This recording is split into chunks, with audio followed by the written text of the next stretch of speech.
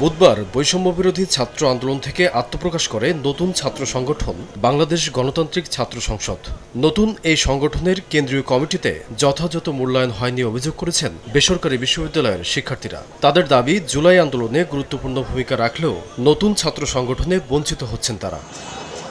ঢাকা বিশ্ববিদ্যালয়ের মধুর ক্যান্টিনে কমিটি ঘোষণাকে কেন্দ্র করে সৃষ্ট উত্তেজনা শেষমেশ গড়ায় রাত পর্যন্ত।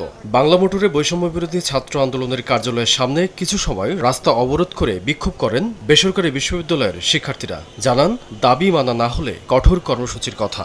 যারা আমাদের বন্ধুদের উপর, ভাইদের উপর হামলা করেছে তাদেরকে চিহ্নিত করে বিচারের আওতায় আনতে হবে এবং এই যে নতুন রাজনৈতিক দল এবং নতুন ছাত্র সংগঠনে যে রাজনৈতিক যে বন্দোবস্ত, সেখানে যেন বেসরকারি বিশ্ববিদ্যালয়ের অ্যাকসেপ্টেন্সটা যেন নিশ্চিত থাকে। দাবি পূরণের কোনো দৃশ্যমান আশ্বাস না দেয়, তাহলে 28 তারিখে আমরা সারা দেশে ঢাকা ব্লকেটের ডাক দিব। নতুন লাক্স, যা ত্বককে করে কোমল আর দেয় ব্রাইট গ্লো। ট্রাই করো লাক্স। জুলাই আন্দোলনে বেসরকারি বিশ্ববিদ্যালয়ের শিক্ষার্থীরা গৌরব উজ্জ্বল ভূমিকা রেখেছেন উল্লেখ করে হাতাহাতির নিন্দা জানান তারা। বেসরকারি বিশ্ববিদ্যালয় স্টুডেন্টদের একটা অংশ।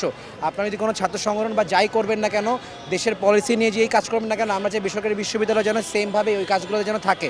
সম্মিলিতভাবে হাসিনা পতনের এক দফা আন্দোলন করা সহযোদ্ধাদের সঙ্গে বিবাদ কোনোভাবেই কাম্য নয় জানিয়ে দ্রুত সমস্যা সমাধানেও দাবি জানান বেসরকারি বিশ্ববিদ্যালয়ের শিক্ষার্থীরা। আমান নবী, সময় সংবাদ, ঢাকা।